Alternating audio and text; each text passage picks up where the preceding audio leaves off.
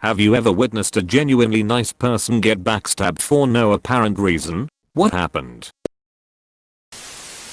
I found out a colleague hadn't applied for a big promotion, so I asked why, as she had shown a lot of interest in the past, having covered the position quite enthusiastically. She told me that she had been off for a few weeks and on her first day back had given another colleague a lift home, massively out of her way. It was common knowledge in the office the vacancy was coming up and we were just waiting for hours to open up applications, so whilst driving it came up, but the other person said that applications hadn't opened yet and they hadn't heard anything about the role in a while. Applications closed the following day and I know for a fact the person who denied knowing about the vacancy had already put their own application in a few days before. My colleague missed out on the role and we all learned there was a snake in the office. What's worse is the petty asshole never stood a chance of even getting an interview for the role because she was known as lazy and quite argumentative. I have kind of a reverse story. There was a promotion open where I used to work. It was a real nice job. Anyone who got it was gonna make about $125,000 a year. Important job. Interesting job. Fun job. But pretty much everyone just knew who it was going to. The personal pet of the head of that department, who would be making the promotion decision. So much so that almost no one who was both qualified and in the know would apply for it. The application process was pretty intense. Would have taken up a lot of time.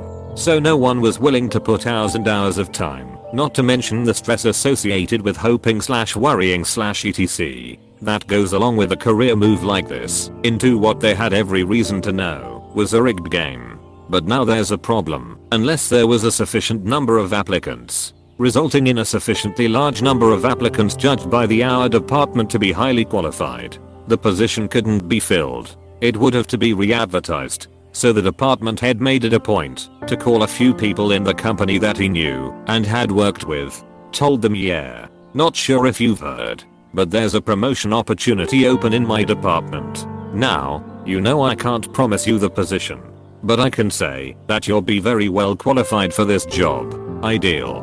Really. And I very highly encourage you to apply. I can't imagine anyone more qualified than you are. Okay. So at least 2 or 3 people applied. Put lots and lots of time into the application process. More hours spent preparing for the interview. Sweated it. Worried about it. Hoped for it. Then, of course, having effectively gamed the system, he hired his pet. Just dashed to bits the hopes of the poor suckers on the rocks below. The prick. Yup. Same mess happened where I work. They kept moving trash people around because they were impossible to work with, but had enough false harassment/legal claims that they were impossible to fire. The end result is that qualified people didn't bother applying for certain promotions because they knew they'd just be taken up by the trash people who needed to be moved around again. Some really awesome people missed out on promotions because they had to relocate trash people to avoid lawsuits. They didn't stop being trash. They just became someone else's trash. No one is impossible to fire. It just has to be very well documented. Likely consult with their own employment attorney. Keep it all on the up and up, which takes quite a bit of time and sometimes money, and too many companies don't want to bother. Knowing that makes it even worse, in my humble opinion. Like, they could be fired legally, but the company won't go through the trouble to do it. George, nice guy at a hardware store I used to shop at. He liked being busy and wasn't a big talker, so while the rest of the people at the store were standing around gossiping or on their phones, George would be straightening shelves, sweeping, etc. He was also very good about explaining DIY stuff to folks and was always helpful in pointing out the safest way to do something or giving you tips to save money. He worked there over 20 years and was the first guy fired in the recession because the manager thought George was too nice to resent being fired. George went to work at competitor in the next town, and once word got out that George was over there, half of the store's business followed him. That hardware store is now walk-in clinic. Too nice to resent being fired. Wow. Good at your job. Provide excellent service. Sure. You won't mind if your whole livelihood was jeopardized by being laid off because you're just so nice. As if being a good and friendly person was enough to pay your bills while you're unemployed. Welcome to the real world. I'm just glad it backfired p.n.m. A lot of owners slash managers would keep that guy at all costs. My old job, mechanical workshop, we had a supervisor who only made it to that position because everyone else said no. Worst guy in the world on the tools. Every job came back. They gave him to another mechanic who was awesome at his job to train him, and he really didn't get much better. So they got him off the tools and into supervisor. The power went straight to his head. All of a sudden any mechanic, auto sparky and boilermaker who knew more than him was a threat and on his hit list. The guy that trained him on the machinery he was working on told him he's getting a bit out of hand and to steady up a bit. The new supervisor sacked him for harassment. We went through dozens of great workers that any company would give an arm or leg to have, but this guy just wanted people who would say yes and have no clue what they're doing. One of my favorites was this supervisor had pulled a truck off the road for a seized engine. A $60,000 engine. Auto Sparky walks up to it for a look after a few days. He'd been on holidays when the call was made, and he ended up putting 4 new batteries in it. So this supervisor couldn't even diagnose flat batteries. He'd even sabotage the other supervisor's paperwork so that he'd look better and rewrite service sheets to try and get people sacked. 4 years we put up with this guy's reign of terror. Watched countless hard workers leave and this supervisor try to screw everyone in his path before he finally quit slash was forced out.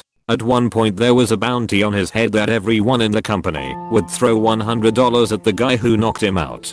There was 150 employees willing to pay, but this guy was the take you to court in the blink of an eye sort of guy. Oh, and seeing as we were all FIFO, his favorite way of sacking someone was waiting until they've had their holiday, spent their money, and flown back into work to sack them on their first day back. So coming back from break you never knew if you had a job or not. I used to work with a lady in an audit department who was basically everyone's work mom. She did her job, but also liked to make sure everyone was happy. She kept track of everyone's birthdays so she could make them a cake or cookies.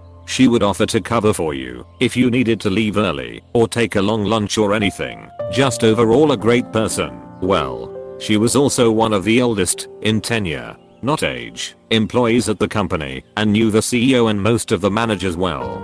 At one point there was an opening for a manager in a department she used to work in. Before moving to it, we all told her to go for it. The CEO herself even suggested that she go for it. So everyone assumed she was a shoo-in and that the interview was just a formality. So, after the interview, they give the job to someone else. My coworker feels really hurt and betrayed because why would the CEO push her to apply and then not hire her for the position? Months go by and the role is vacant again. Restructuring. The new manager got shuffled somewhere else, and again the CEO and some of the managers of other departments tell my coworker to apply. She is reluctant, but eventually she does, and they do it to her again. At that point she took it personally and felt like she did something wrong or wasn't a good employee or something. It killed me to see that shitty company break her spirit like that. Becky, if you somehow read this, you're the best and way better than that place deserves. I had a work mom at my first fast food job in high school. She was an immigrant and came here raise her son, who was one of my managers. Also a great guy. She is the sweetest lady I've ever met. Always came in when we needed her. Stayed late slash came early. All that jazz. Every Friday she brought in like 4 dozen donuts for everyone. Baked homemade cheesecake for birthdays. Brought the night shift dinner all the time. She was one of the first people they let go when they had to start laying people off due to COVID. Every good worker on the staff quit when she was fired.